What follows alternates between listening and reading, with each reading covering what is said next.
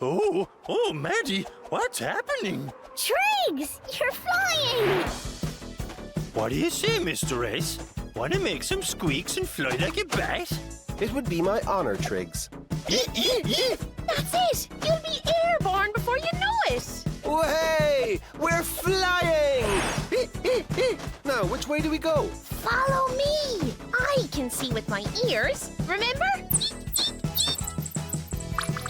That sounds like the climbing frame in the playground. We need to turn left here. She's correct. It is the climbing frame. What else can you hear, Bridget? Let me check, Maddie. I can hear we're approaching the old bell tower. That means we turn right. This is incredible, Triggs. I know, Mr. S. Being a bat is brilliant. It's amazing what you can see when you really take the time to listen. I'll soar over the chimney top. You need to swoop down low. You're heading for the bridge ahead.